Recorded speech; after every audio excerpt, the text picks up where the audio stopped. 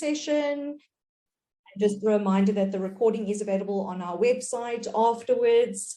Ladies and gents, welcome to our final presentation in this series. We're very, very happy to have you all here. We are still expecting a couple more people coming through the waiting room. I see that it's a bit busy on that side. But Kyle, over to you for the formal introduction and welcome. Just right. Welcome, everyone. Good morning. We're so excited for our fourth and final episode of our exclusive use area webinar series. Previously on the series, we've covered basics of an EUA, different types of EUAs, and also practical examples. If you've missed any of these episodes, I'll post a link to them from our website in the chat. In this episode, we will continue with applying your questions to practical examples. If everyone could please stay on mute, that would be appreciated, as there's a lot of us this morning. This week, we look forward to welcoming special guest Vincent from ZDfin, who is a proud alumnus of Pretoria Boys High School. Vince matriculated in 2009 and holds an LLB and BCom law degree from the University of Pretoria. Having been admitted as an attorney in 2017, Vince's natural leadership style and can-do attitude has earned him success in both private practice and in the corporate world. With previous experience at Trafalgar Financial Services as part of a niche levy finance team and in the corporate and commercial litigation, has provided him with a wealth of experience in various facets of the law. He's also an avid cyclist and football fan. Vince also has interests in music production and DJing and fashion. If you have any questions, please feel free to leave them in the chat or email them to me. I'll post my email address as well in the chat. By now, everyone should have heard of the upcoming Pretoria Let's Get Physical event on the 20th of September at 8:30 at the Waterkloof Golf Club.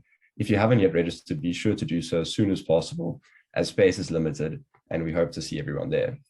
We also hope to see everyone at the NAMA event on the 12th to the 14th of October at the Protea Hotel in Stellenbosch. More information for this will also be posted in the chat. The session is going to be recorded and will later be published on our website and YouTube platforms. So be sure to subscribe and turn on post notifications to be notified of our future videos. Please also sign up to our newsletter if you haven't already, and we hope everyone enjoys this final episode. Fantastic. Also, don't forget the date is coming very, very close to the Pearls of Wisdom physical event that's happening on the 3rd of September. Carl, if you can just post a registration link for that in the chat, as well as the Pretoria events. I know Jenny and Abrie have been working very, very hard on getting those numbers up. And Jenny, I know that you're online. One of these days, we're going to have to start turning people away. So for those of you that would like to catch the early bird special and arrive there nice and bright and early, please do. We're going to be flying in for the event, looking forward to it. So don't forget to register for that, as well as the Pearls of Wisdom event on the 3rd of September. All right, I think we've got a couple of polls. Mike and Kyle, do you want to take the members through that? You can start it up. Just you're on mute, Mike. Okay, sorry. So there we go. We have two polls for you this morning. We might do one at the end, but here we go. We're just interested to hear how many of you this morning, although there's a lot less this morning because it is the bonus session. How many of you attended 1, 2, 3, and 4? We're just interested. Okay, great. Majority of people have done all 4. It looks like.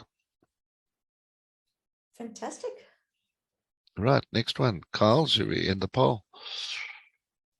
Share the results. We've already started the next poll. Okay, well, for those of you that didn't see the last poll, I don't know if you can see it.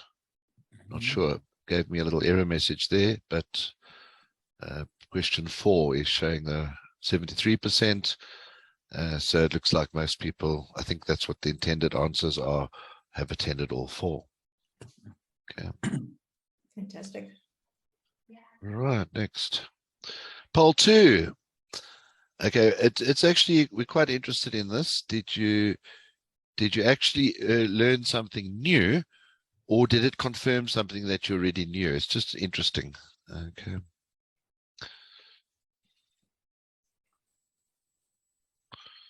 I'm an insurance guy. I love stats. Okay.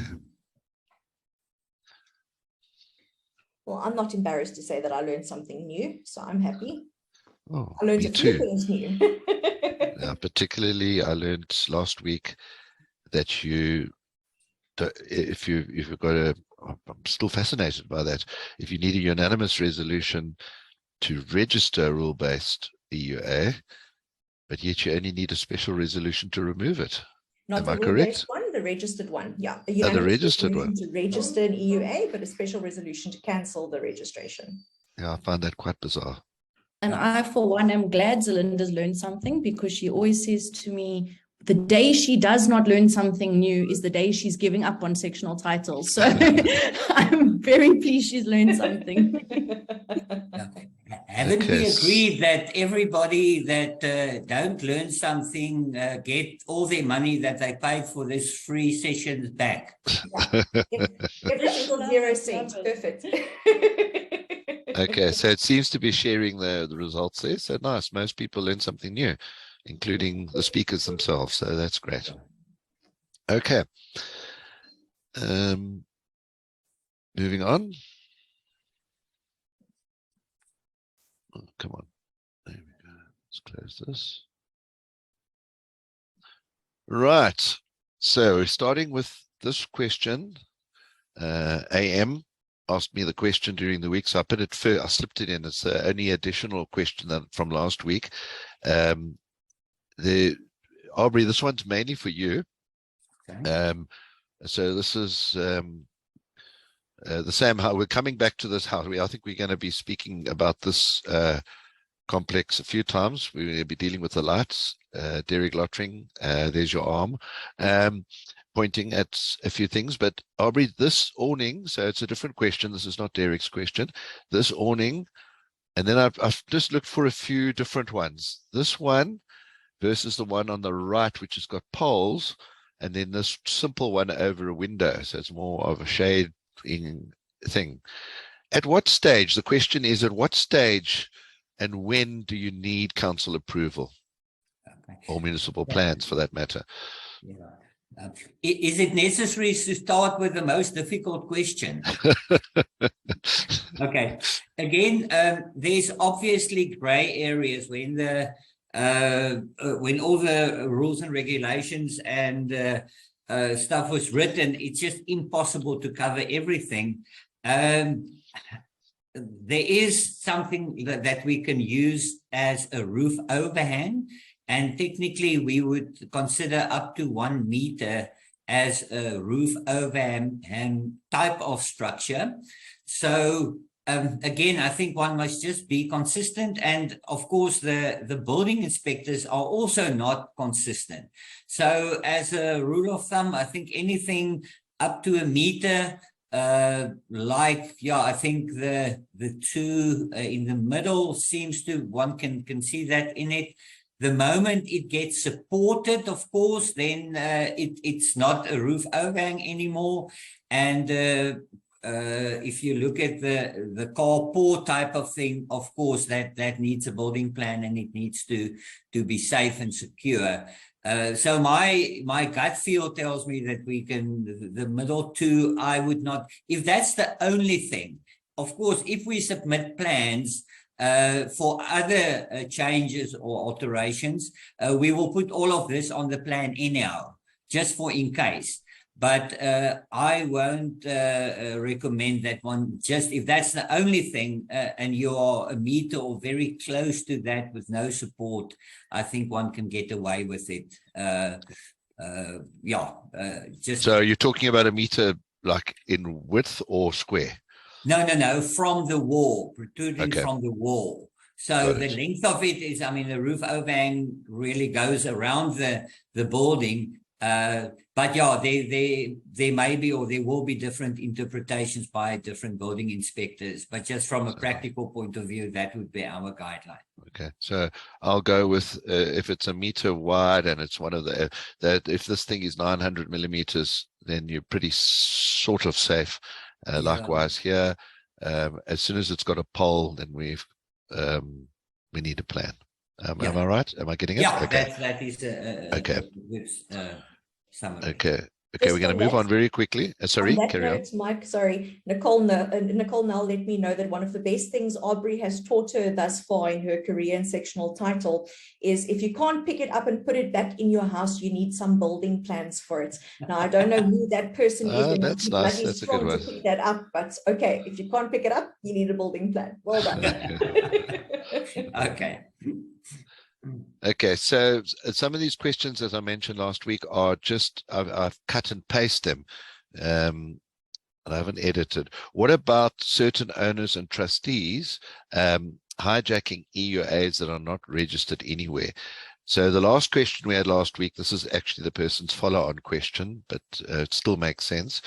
So basically, if we have de facto EUAs and somebody's now taken it over, that's really the question.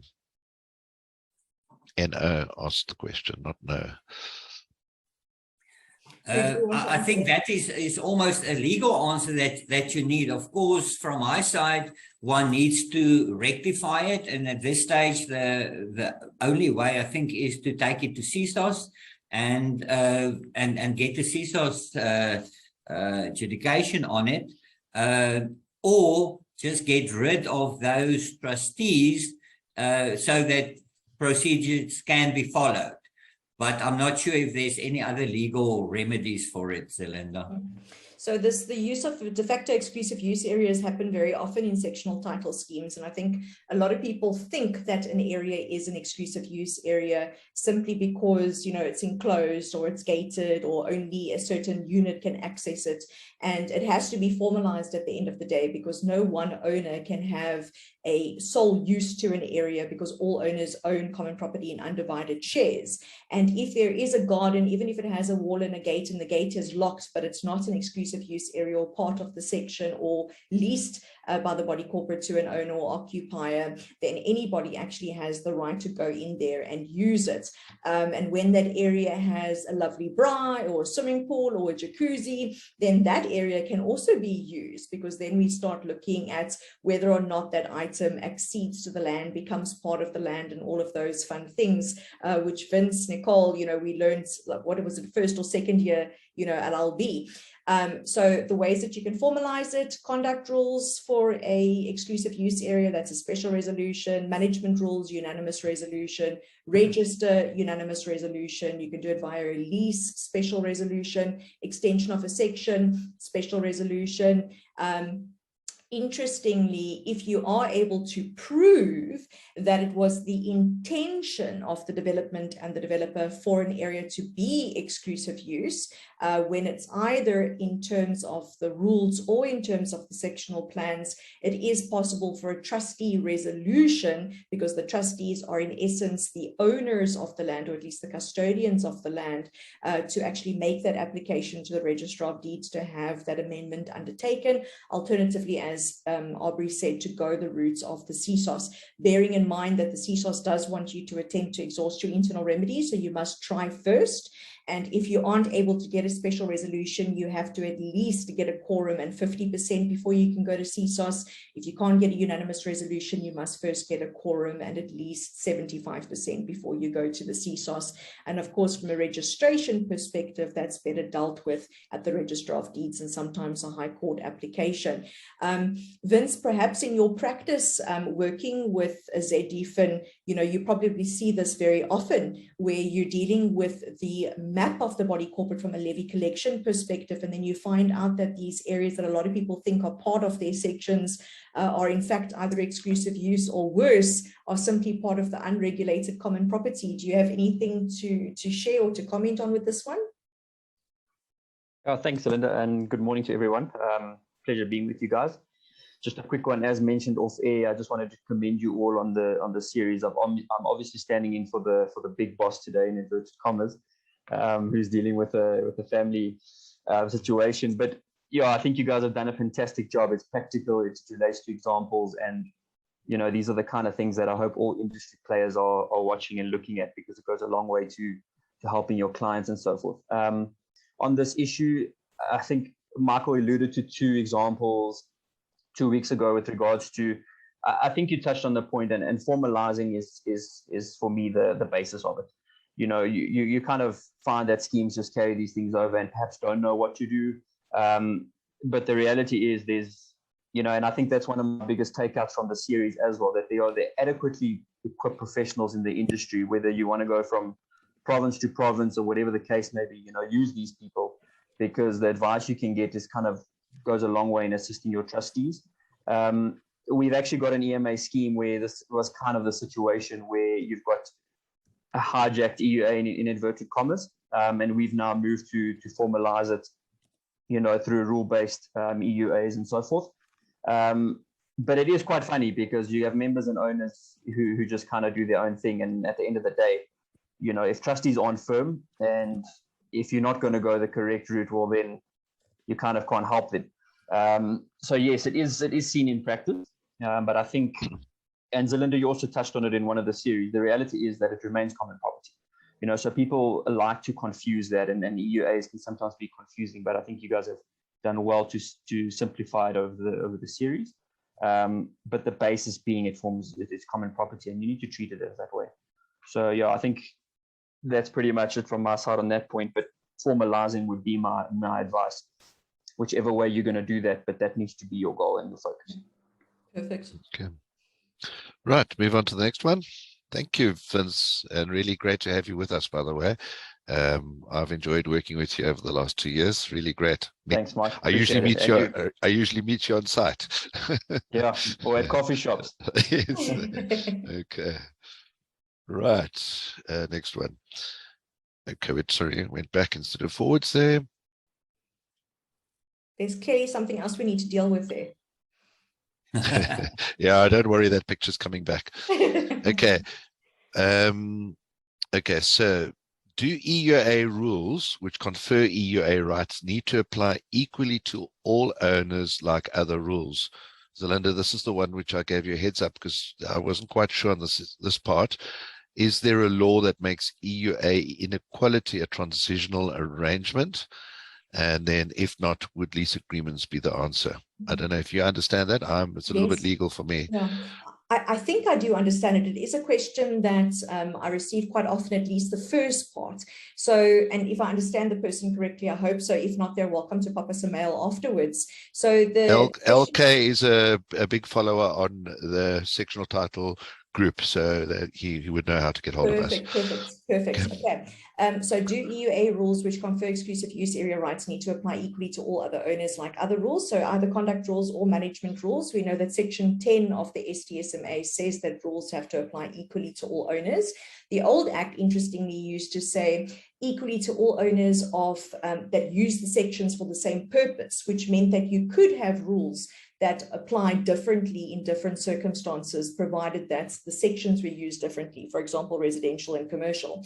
Now, in this particular case, what we understand that the question is asking is, if one owner has an exclusive use right, does that mean that somebody else cannot have an exclusive use right? And the answer is yes. If the question is asking, can one person have it in terms of conduct rules and somebody else in terms of management rules, or somebody else in terms of registered exclusive use areas, the answer is yes. If the question is, can one person have a parking bay that's a management rule, one person a parking bay that's a conduct rule, and one person a parking bay that's a registered exclusive use area? Yes.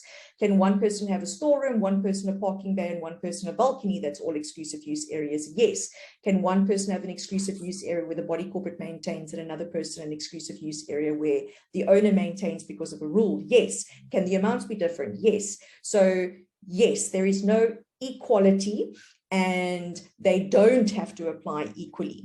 But when it comes to the rules of the body corporate, those have to apply equally to exclusive use areas the same way it would to a section. So if it says that you are not allowed more than 2 dogs, though that means that the 2 doggies are not, more than 2 doggies are not allowed in the section, and more than 2 doggies are not allowed in the exclusive use area. You can't keep the 3rd dog in the exclusive use area and think, okay, fine, now I can keep 3 dogs as opposed to 2 dogs. Or you can't say no noise after 10 o'clock, but then go and make noise in the exclusive use area after 10 o'clock because the rule says no noise after 10 o'clock. Is there a law that makes exclusive use area inequality a transitional arrangement? Because there isn't anything against inequality, then no. What we did speak about, Mike, and this goes to the question about the lease agreement, is what happens in the interim, especially when an exclusive use area use has to be formalized. Until such time as it's formalized, how does that person compensate the body corporate for the use of it?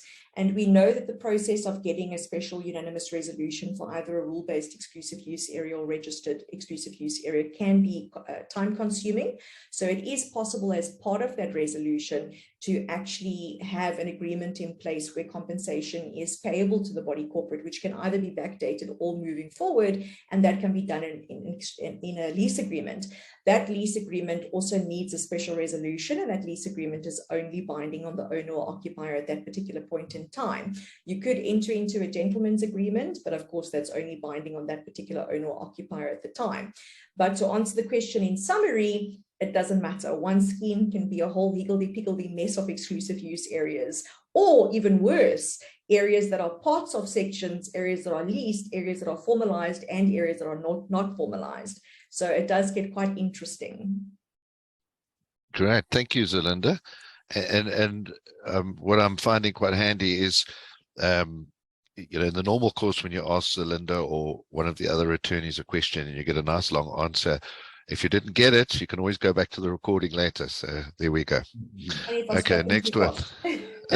No, not at all. In fact, very perfect, actually. Okay, so next one.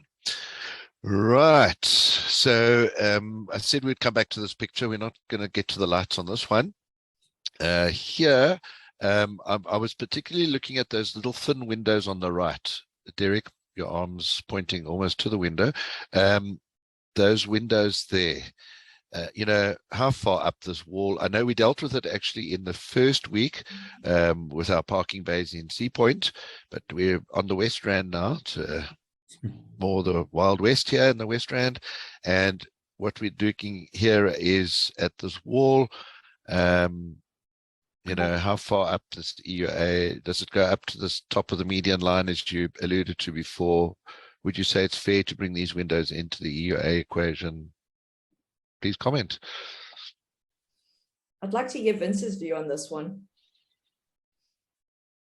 Yeah, I think this was kind of similar to the one in Sea Point, and I think the common feedback there was, effectively Zerlinda, you called it the canvassy thing, which I do remember, because I don't know if it's an awning or what it is, but in theory, I do agree that effectively I don't think you can include that, but potentially to kind of like pole line, albeit though those windows are a bit contentious, because in the other example your windows were kind of higher, and I did agree that I don't think you can necessarily expect the owner to cater for those windows, that being on the Sea Point building, but in this case they are effectively under the line that we all referred to.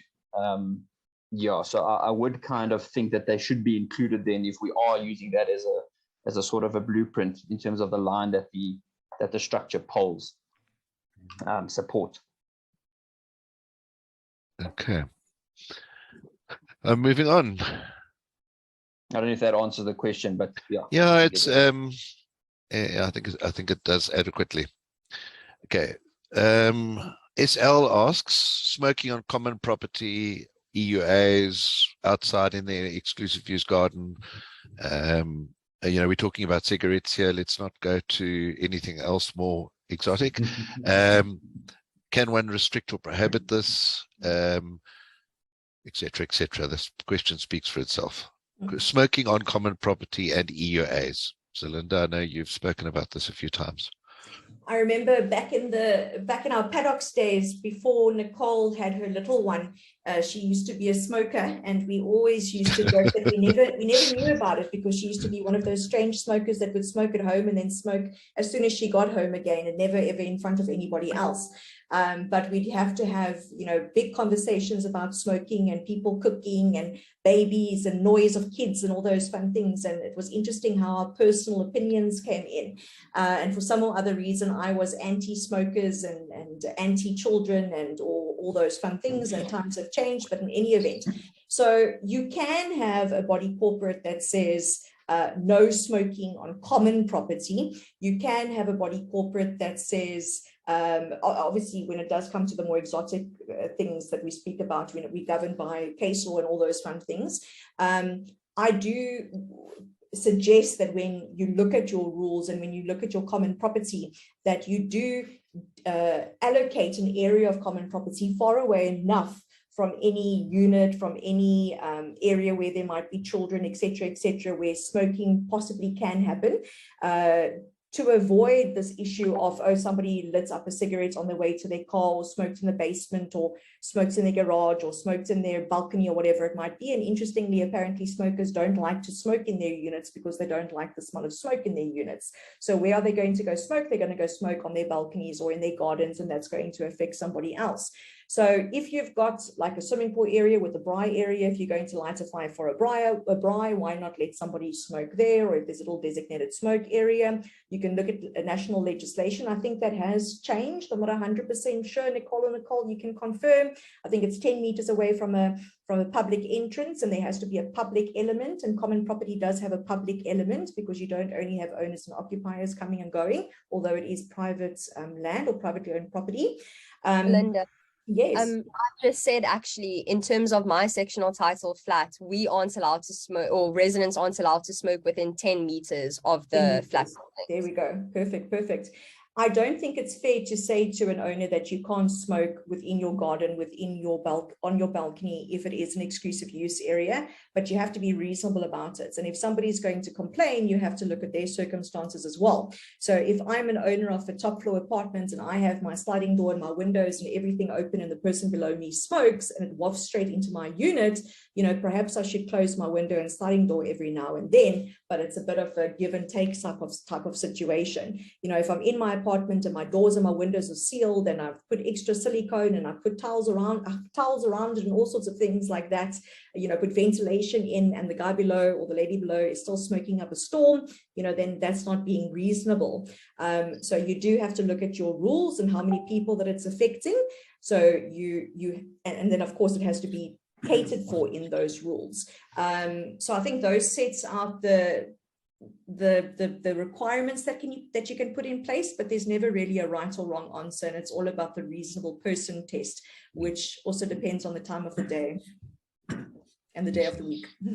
Right, I think we could probably spend a lot more time on this one, but let's move on. Okay, so this is and I thought it was quite nice. First of all, I was thinking, I wonder if this is applicable, but I actually think it's quite nice to go back to basics sometimes. Zerlinda and Vince, not everybody understands the diagrams. We tend to take them for granted. So a person is just asking really where the balcony starts and ends, where the balcony is part of a section or EUA, what's going on. Maybe you can just explain this diagram on the right. It's more about the balcony. I think that's more for Abrie question. Sorry, I haven't looked at this one yet. I don't know, I missed it somehow. So yeah, perhaps Vince can, if you can, or anybody can come in, I can just quickly see. I'll paint the picture for you. It's actually quite a simple answer. I don't have my reading glasses, so I might not be the perfect one to answer this one at the moment. Well, okay, so look, let me show you. So here we have a section on the left hand side here, and there's the dotted line here and a dotted line here. In fact, this little piece here is a planter. I wish I had a photograph of this building. I couldn't find the address. They just sent NB just sent me the diagram, and I've just cut it out just to make it a bit bigger. So that's a planter, but it's all within the solid line of the section. Obviously I know the answer, but I just thought it would be nice to explain. It's a very basic question. The person is really asking if the balcony is an EUA, or what is it? Is it part of the section? Is it common property? Has given us the answer on the chat. She said that the balconies are part of the section, and that's 100% correct.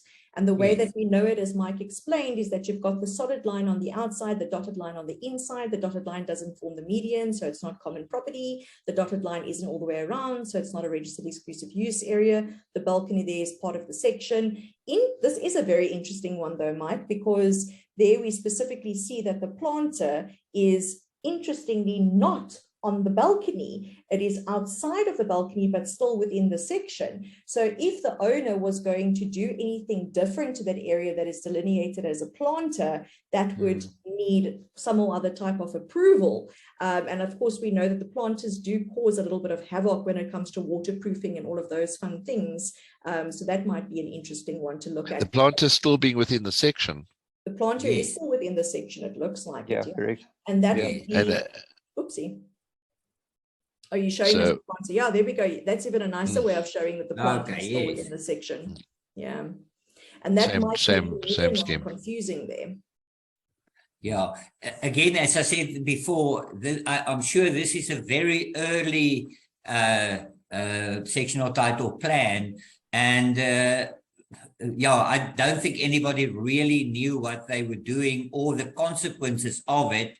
So there will always be gray type of areas in these type of things. And again, my point is one must just in the complex treat it equally, then you should not have too many legal problems with it. Yeah. I like this one, Mike. I think it's a very good example to use from all sorts of different responsibilities and liability perspectives. It's also a nice one to show where common property areas are actually delineated for its actual purpose, which doesn't happen very often. Abrie, I'm sure you can confirm as well. Yes. Okay, well, thank you, NB, for sending your diagrams. It's exactly what we wanted. Okay. All right, so okay, we're getting there. We're getting to our juicy one. Okay, so again, nice arm, Derek, pointing now to the lights. There's a light over here, and there's another light, believe it or not, tucked somewhere. I don't know where exactly, but if we go to the next slide, there we go. There are the lights in this area. Derek and Clive, you've both going to be unmuted now if the host can unmute you, so you can join in a little bit of discussion. We don't want to spend too much time on it because Abrie's still got a lot to tell us. Okay, Zerlinda, do you want to start off? I'll put you on the spot. Having a look for Clive and unmuting him, or ask him to unmute quickly. So Derek and Clive, we thought we'd ask you just to explain to the attendees where exactly this area is. I understand that it's a sectional title scheme, and I understand that it looks and feels like a homeowners association, but it's a sectional title scheme. The way that Mike has described it is that the electricity supply for the lights at least are actually coming from the individual units, but that the lights serve the common property. So that's an interesting way of looking at who should be responsible for the lights at the end of the day, if it's the owner or the body corporates. Not only the maintenance and remedial work of it, but something as simple as, replacing a bulb. And then, of course, this same or similar question could be asked for the tap as well. Clive and Derek, I'm not too sure which one of you would like to just quickly take the members through the scenario. I'm going to leave that to Derek because I can see this is his example. Perfect. Possibly I would comment afterwards, but let's hand over to Derek if that's okay. Thank you. Yeah, go for it. Okay, so if you look at, I think let's deal with the light example first. So if you look at the middle picture, that is in the de facto exclusive use, if we call it that. That's common property, but the property is completely walled. The light on the right-hand side is the outside the garage, as you can see, and that's absolutely in the driveway, which is where one saw previously in the shade cloth area, the carport, shaded carport. That's where that light is situated.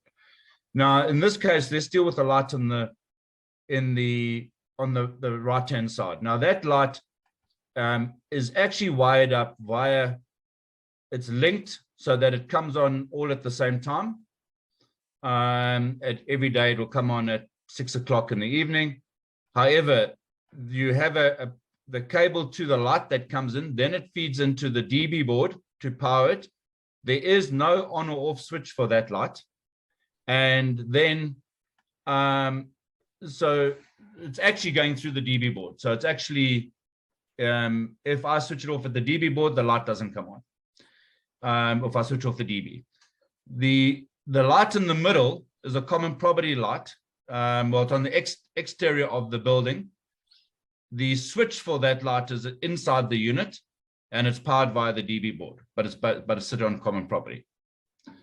The tap is also an outside tap. There's actually two. That's just one at the back of the unit and one at the front of the unit, and it goes through the. It's after the water meter, so it is. Any usage of that water will be paid by the section owner. Mike, I'm not sure what you wanted me to do. I'm just explaining. That's perfect. You've set the background, okay. And so yeah. Now let's ask Zerlinda and Vince and Abrie for some input there. Zerlinda, you go first. So somebody actually asked a good question. They said, would it depend on who pays for the water and electricity feeding the tap or light? And Derek, I gave the guys a practical example before we got started this morning of my folk scheme, where they actually have the common property lighting and electric fencing linked to a couple of the sections along the boundary of the body corporates, looking like a HOA, simply because there isn't a common property electricity feed close by or possible to have it on a common property electricity feed. Is there some type of arrangement or compensation in place between the owners in the scheme and the body corporate for payment of the electricity supply? In this case, no. No. Okay, that's an interesting. So it's 100% covered by the owner. By the owner. Okay. Okay, so just to feed the fire. So let's paint a scenario. Just look at the middle light. So the person who's paying the electricity inside the house, who's got a cough up, the body corporate comes along and says, no, this is not a very dim light. I think we're going to put in a powerful spotlight here in its place. And the poor owner inside is now his electricity is going to skyrocket. So in fact, the owner inside says, no, in fact, he's going to switch it off at 8 o'clock at night. He's not paying for this thing to burn all night for no reason. And you could end up in a dispute situation. So then, Vince, what do you think? I think I just wanted to add on this. It's kind of the beauty of the industry that there's no blueprints, and we all ponder these things and kind of try and come to some sort of resolution for people. But I think, from a practical legal perspective, I always like to, just apply what we could call the but-for test. And, the reality is but for the connection in the house from the owner, as you say, Mike, that light's not going to work. So I know that I may not have the right answer here, and I might just invoke my typical lawyer rights and just say, I'll come back to you within a day or two. But the reality is, I do think there should be some sort of a compensation perhaps discussed, because, again, that connection's inside the section. So, but for that connection, those lights aren't working and there is no benefit to common property. So, yeah, perhaps we are looking at a right direction there. Yeah. I just want to give my typical answer again, that I think we are creating situations that is not founded anywhere in sectional title, and then we try to find solutions for it. In this specific case, fortunately, technology is on our side. We have solar lights now, so you can do away with the connection to the owner's DB and solve some of the issues that way. But I really think we must stop trying to find solutions for things that is just not founded, and fix it, get the connections correct, connected to the common property lighting system or whatever it is. There might be an initial cost to it, but eventually we don't try to fix things that really is not fixable. Okay, that's Abrie. I've heard you make that standard statement before. So yes, great. Yes, sorry, Vincent, do you want to add something? Sorry, Derek, yes. Mike, if I could just add something further here. I think this is a good example, because we're talking about EUAs, and we have touched on de facto EUAs in the series. The important things between the two: this one, the owner has control, which is me. I have control as to when I switch that one on or off. This one I don't, but both go through the DB board, and they're both on common property. So So the question comes in, this is where the dispute can come in as to whose responsibility is it for those lights? And the question would come in is that if this is not part of an exclusive use area, and this is part of a de facto exclusive use area, or part of an exclusive use area, it gets complicated in terms of whose responsibility is it? Because if there's an exclusive use area, this would 100% be the owner's responsibility. This one absolutely sits on common property. So this is where the dispute could come in. I'm not sure if this is where you're going with this. Well, no, you're quite right. I think we've answered as best we could for this period. I mean, we can obviously interrogate it on an again for other legal arguments, but I think in so far as this forum goes, I think we have answered the question. And Abrie might go back to it when he goes on to rectifying things just now. Okay. Right. So I'm going to actually speed up this one, Zerlinda, so you can speak as fast as you like here. But it is something I think we needed to touch on. I'm very proudly organized this diagram for use many times in the future. So I had a designer do this to try and have a picture that we can actually incorporate a few things. So just for everybody's sake, we have an exclusive use area that starts here at that very thin line there. It's not very clear next to that tap. So our exclusive use area starts there and goes up to the wall. We've got a water meter shut-off valve and a water meter that sits just outside the exclusive use area, actually. And then it feeds in, and this pipe of cold water runs under the exclusive use area. The tap is serving the exclusive use area. Then the cold water feed for the whole section runs up the wall. Includes the PRV, which is often in question, but we'll deal with PRVs in more detail in an upcoming event because it pertains more to geysers. We're not going to geysers today. We're just talking about this pipe that runs up the wall, and then it feeds the rest of the section. Okay, so the burning question is, who's responsible for this pipe that runs under the EUA? Who would be responsible for the tap? Ultimately, the PRV, if that needs to be replaced, given that it's on an EUA and it's on the wall, whose is it? Attorneys. Vince, do you want to shout first? I think this was a great schematic, and we obviously discussed it briefly, just before we came online. But just on the point of the water meter, I know you said, Mike, that there's various opinions from different people as to whose kind of responsibility. My view prior was that it's most definitely not part of the EUA. And I think Abrie raises a good point. Is often with these situations, we try and I don't like the word fabricate, but we try and find solutions when, in fact, we just need to go down to the basis of these things and what's legal and what's not. With regards to the PRV, Zerlinda, which I just actually researched, the pressure regulating valve. And in my opinion, it's sitting in the EUA.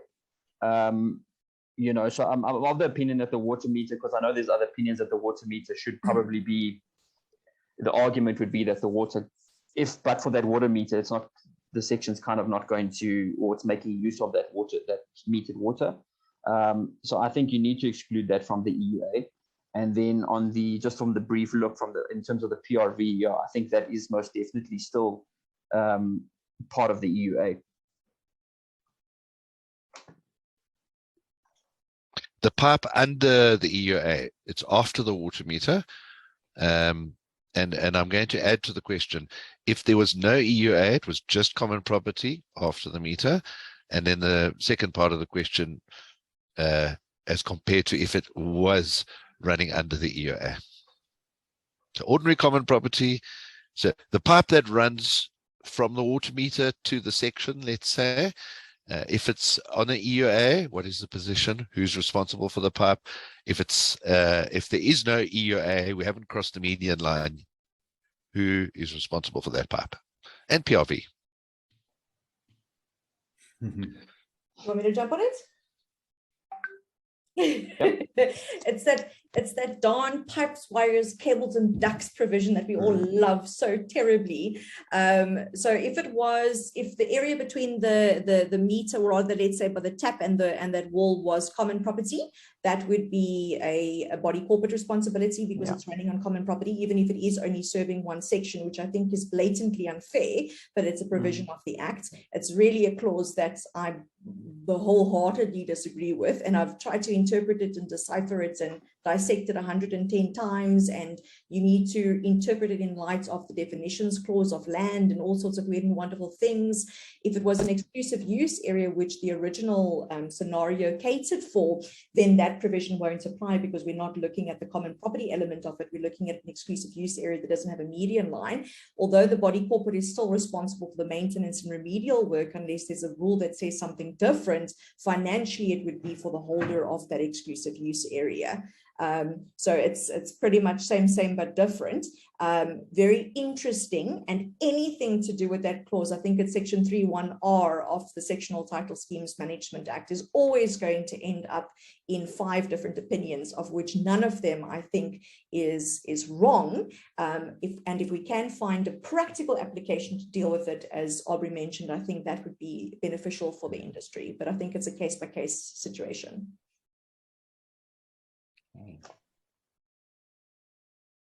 Okay. Silence. Vince, do you want to add anything? Unfortunately, sorry, carry on. Mark? Yeah. No, I think that pretty much covers it. I think you've just got to kind of, it's difficult, these things, because you want to be practical, as Zerlinda said, but if there's potentially 5 different opinions to apply one kind of a clause, then I think practicality always needs to prevail. Okay. I didn't actually hear the answer. I had a bad connection right there, so I'm looking forward to hearing Zerlinda's answer on a recording. I hope that everybody else heard it. Okay, so let's move on. Right, this one, I think this is the last one before. There is no formal indication of an EUA by way of rules, schedule, education. If I can't read it all, everything's in my way here. Move everybody's face. There's no formal indication of exclusive use area by way of rule schedule allocated to the units. There's only the PQ schedule on the plans. If the lines show the common property, but as per the attached, possibly point to de facto EUA, should it not be formalized in the conduct rules or sectional title? Okay, so I put this in, even though it comes back from that section question diagram just now, but it sort of leads into Abrie, to how you're going to remedy EUAs, etc. So Abrie, we've got, it's 10:48, but I think we can go a little bit over time if people don't mind. I think we don't need much more time. We have covered quite a bit of this, so I'm just going to go through the process, and we will look at, why would we want to do that, and perhaps we can go to the next slide. Okay. The question is, before we start looking at the options, why would we do it? And from our practical point of view, and what we deal with every day, and the things we discussed today, the problem of de facto exclusive use areas create a lot of problems. And by formalizing it, I think we can avoid quite a lot of that. Just on the lighter side, if I think of de facto exclusive use areas, it reminds me of when I was a student. There was the movie from Bo Derek, and it was called 10, where she was running on the beach to the background music of Bolero, and I really made her my de facto girlfriend at that stage. We all did. I knew it, but she didn't. And I think the same with exclusive use areas. The owner believes it's theirs, but unfortunately, the law doesn't know it. So I always think of that.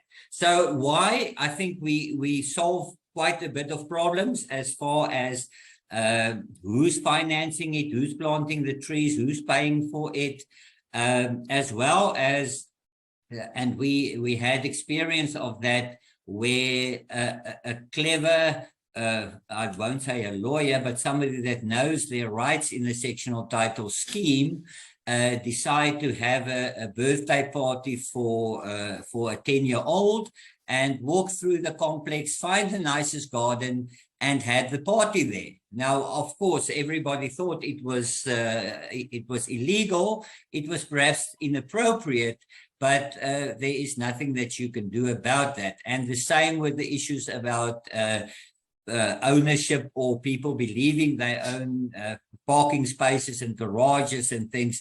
So I think the reason why is just to formalize things and to get it sorted out to treat everybody equally. The cons, I think there's not many, but of course there's always cost involved in fixing these things, but it's a once-off cost.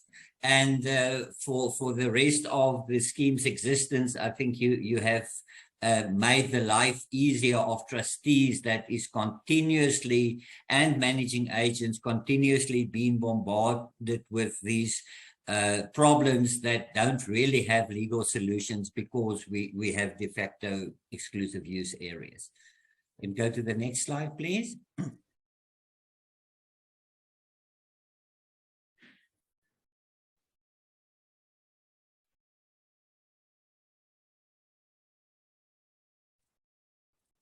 Mike, you're on mute. Sorry, is that the next slide, Abrie? Not yet. Yeah, okay. No, yeah. So, sorry, you can go to the previous one again. Sorry, yes, I didn't see. Okay. Of course, we have two types of exclusive use areas, and we will just refer to the registered exclusive use areas and the rule-based. Now, the registered is when it was surveyed by a land surveyor, and it was indicated on the sectional title plans. So whenever you get a copy of the sectional title plans, it will be there. You'll be able to see it. It will have coordinates, so it can be measured. And that is typically done when a new scheme is developed. And that is obviously the first prize. The benefits of that is that it forms part of the investment that is made by the owner. So if, for instance, if there is buildings on it, or let's say lapos or whatever that's done legally, it will be used as part of the valuation when the bank come and value it. But it is the more expensive route to go, and quite a bit more expensive. We'll get to that. And then, of course, there's the rule-based exclusive use areas that we have discussed, whereby it is added into the rules, a plan backed by the necessary rules. And that is a fairly easy and affordable way of doing it. Can we go to the next slide, please? Okay. As we said, with a rule-based EUA, you need a plan because you need to be able to identify which parts of the property is allocated to which sections. And then there is, in terms of section 10.8 of STSMA, the rules will include a layout plan to scale on which it is clearly indicated the locality of the distinctively numbered exclusive use areas and the purpose for which these exclusive use areas may be used. A schedule will be also included, indicating which owner is that. So once we have developed a plan like that, Zerlinda will take over and she will add the necessary rules. And perhaps, Zerlinda, you can just tell us a bit about the difference of putting it in the conduct rules or the management rules. So from the content perspective or wording perspective, there isn't too much difference. I mean, the creation allocation of the exclusive use area will still be pretty much the same. from a delegation of the body corporate's function of maintaining and repairing and replacing that exclusive use area, we prefer to put it into the management rules, and that's generally approved by the community scheme ombud service as opposed to the conduct rules. So there's a benefit of having it in the management rules. But of course, from a quorum and a level of vote perspective, it's a lot more difficult to get it done in the management rules than in the conduct rules. So that's where the difficulty comes in. But at the end of the day, if you reasonably require that exclusive use area, there is an application that you can make to the CSOS apart from obtaining the special unanimous resolution. It does make it a little bit easier. So that's the main difference, really. Okay. Can we go to the next slide, please? Okay. There's just a snippet from example of exclusive use area plan. So that's typically what it would look like after we've drawn it up. Thanks, Sheila. I'm sure you will recognize this.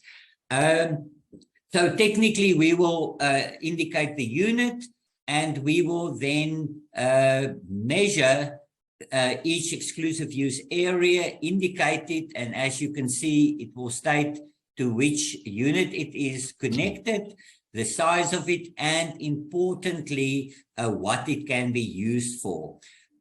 We often get the fear from people that once it's exclusive use, the owner can do what he wants. And that is obviously not the truth. It's still common property, and he can't erect buildings. He can't do anything just on his own. There's procedures to follow. It makes it slightly easier once you have exclusive use areas to deal with it. But it is the type of plan, and that plan obviously is attached to the rules, and it only becomes valid when it is been approved by the CSOS. But in the interim, of course, you can have other arrangements as we discussed earlier. Just the next plan. Will do. And just before I move, if I can make a comment, Abrie, yes, please. Sorry to interject. One of our viewers this morning is Morag. I won't give your surname or your scheme, but Morag, this is the picture that I had in mind for your scheme. Thank you for that. Give me that space. Okay. Now, there is, again, the pitfalls of undocumented additions. And this is a typical example again. And that's where the exclusive use area is to be is indicated, but there's already structures there that form part technically of the section. And at this stage, I just want to give my opinion because the body corporate needs to decide, obviously taking the national building regulations, everything in consideration, when can a structure be accommodated in exclusive use areas as exclusive use, and when should it form part of the section? We all know that we pay levies on the size of your section, on the PQ, and therefore, should you put a structure that is technically part of the section or should be part of the section in the exclusive use area, the owner will not pay his fair share of the levy because his PQ will not increase, and he might make a contribution for the exclusive use, but it will be substantially less than what his levy would have been if it formed part of the section. Now, again, it's a gray area and people find loopholes and there is no real definition of it. From our point of view, what we use when we have to answer this question is, firstly, is it permanent? Is it a structure that is there for future? It's going to be there.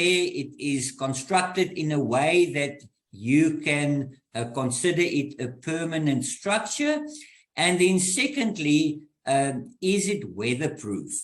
And thirdly, have the changed use, the use of it changed in a way that it can be seen as part of the section, and looking at it from the point of view, if this was constructed from the beginning of the sectional title, would that have been included in the PQ? As I said, it's a gray area, and people say, well, you know, there's 5 centimeters on top of my aluminium frames that are put in, so it's not really weatherproof. Some wind can come in, or various formulations, and it is not always that easy. But I think if one uses those 3 principles, it's often very obvious that this should be part of the section, and therefore when one look at creating the exclusive use areas, I think it's not advisable to allow exclusive use areas to be registered on these areas. We all know it will take quite some time to legalize or rectify it and get it part of the section, because firstly, you need to have approved building plans for it, and that can take you a few months. Secondly, you must then get the land surveyor to come and survey it, get the sectional title plans approved at the Surveyor General, and then it must go to the conveyances, and I guess it can take you a year to rectify that situation. Now, the solution, and I want Zerlinda perhaps to talk about that, is that in the interim, one can perhaps try or suggest a lease agreement, so that, and limit it to a year or something, so you force the owner to include that undocumented addition to his PQ. Yeah, so that's something that we mentioned a little bit earlier on, about that interim period between getting the special resolution, the unanimous resolution, getting the rules approved by CSOS, or getting the registered exclusive use area registered, where a lease agreement could be entered into to either backdate the contributions on that de facto area for the period in which it should have been formalized, alternatively to actually deal with it moving forward. The difficulty with that is that a special resolution needs, a lease agreement needs a special resolution as well. So very often it works for the rule-based method, because you are going to get a special resolution for a conduct rule amended exclusive use area in any event, bearing in mind that that lease agreement is only going to be binding on the owner or occupier at that particular point in time. And if there is a sale of that unit prior to the approval of the rules, or prior to the registration of the exclusive use area, the levy clearance certificate can't be withheld, and that lease agreement is not going to be applicable. Perhaps some other type of agreement could be entered into that doesn't require the special resolution. I can't think of it from a Sectional Title Schemes Management Act perspective, because all agreements, they need a special resolution, a restrictive or a burdening agreement, a servitude, a lease agreement. So those are some things to look at, but it most certainly is an interim arrangement. While I have the stage, I made a oopsie and booked myself a consultation at 11 o'clock, so I'm going to have to jump off. The meeting will be recorded continuously, and I thank everybody for their time. Nicole Null is going to take over from me, but thank you very much, and have a lovely day further. Thank you. Thank you for that. Yeah, in this, the registering of the extension to the section. So point is just, we need to be aware that permanent structures that is weatherproof, and where it is used for something that is different from what it used to be, definitely needs to become part of the section, and therefore one should treat it differently in the on the exclusive use area plan, not to give the impression that it is condoned and that forever and ever they don't have to increase the PQ. So that's just on this point. Next slide, please.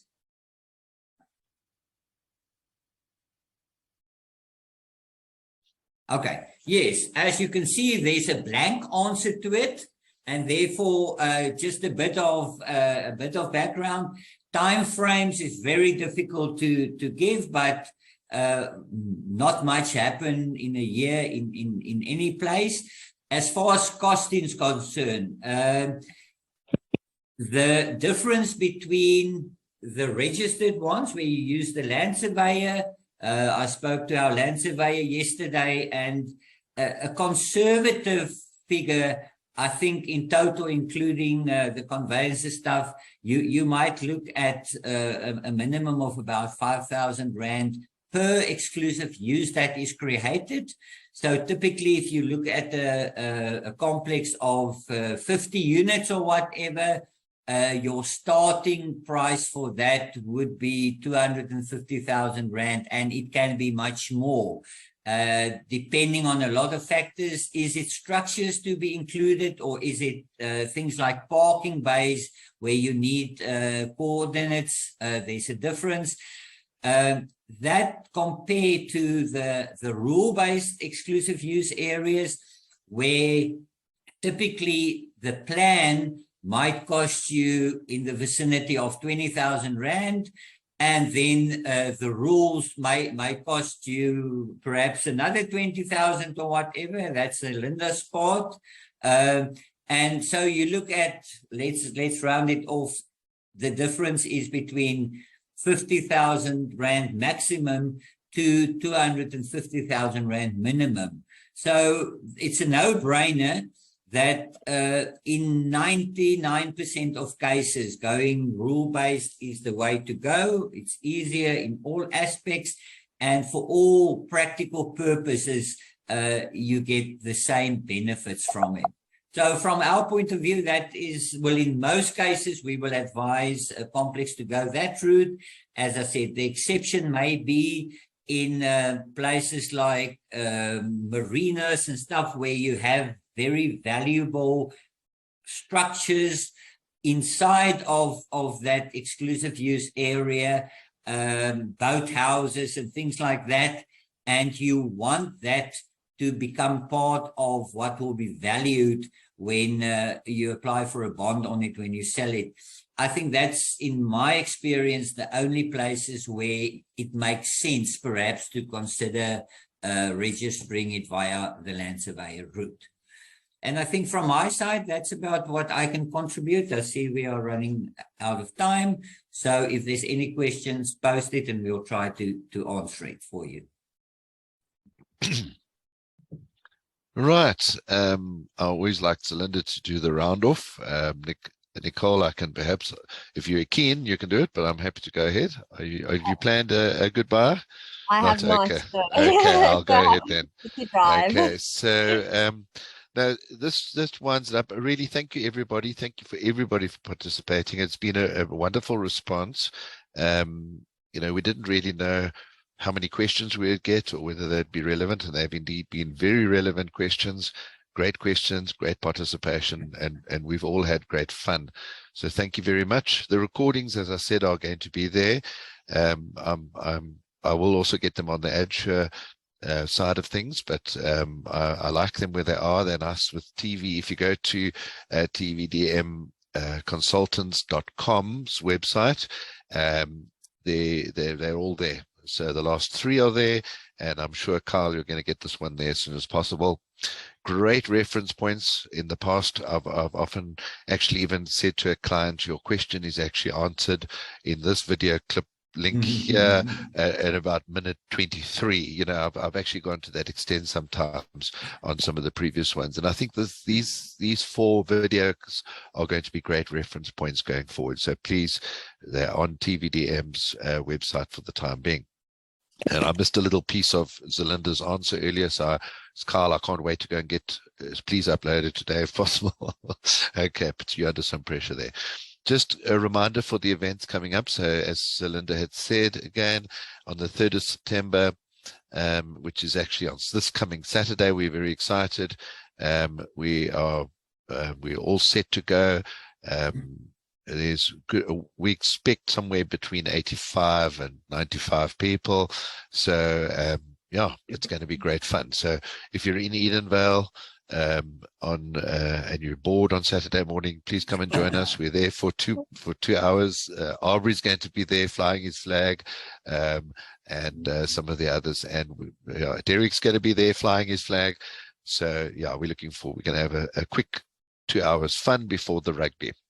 And then we've got a book, Shirley's book on offer as the main prize, and another book, and also we have some prizes. So please come along and join us. Then in Pretoria on the 20th of September, which is I believe that's going well according to Jenny Allison, who's Abrie's right-hand person, helping organize everything. We're really excited about this coming event. Once we pass this Saturday, we're going to really be helping motivate and get everybody there on the 20th. As Zerlinda said, she's flying in. We're all very excited. A real fun event. And we're actually even already planning the Durban version of it for February sometime. Okay, so Abrie, thank you for organizing everything there so far. We're looking so forward to that one. On the 22nd of September, TVDM consultants are having a webinar, and I understand it's an insurance one. I'm looking so forward to listening in. I don't think there are any more details on that yet, but yeah, we're looking forward to that one. We've got a couple of others coming up as well, but we'll let you know through the normal medium for those. Okay, so yeah, that's it. Anybody else want to say anything before we stop recording and say goodbye? Yeah. Just thank you, Mike, for being part of arranging all of this. I really like the format of this, and I really believe you made a difference in putting it together. Thank you for you as well, and Zerlinda, and obviously all the other participants and everybody that followed the series. And I hope they take it with them, and it makes a difference to the industry in future. Good, thank you. Yeah, agreed as well. Just from my side, I know I alluded to it, but I think Mike, Zerlinda, Abrie, these are fantastic. I for one learned a hell of a lot from these from the series. And we can never stop learning. My forte lie more in the collection side of things and levies and so forth. But these all kind of tie in, and we often forget that sectional title is a massive minefield. So I think they were fantastic, and I'm hoping to see more on different topics in the future. So thanks very much. Great. Thank you. Kyle, you're going to stop recording, or Nicole stop recording? I will stop recording. There we go.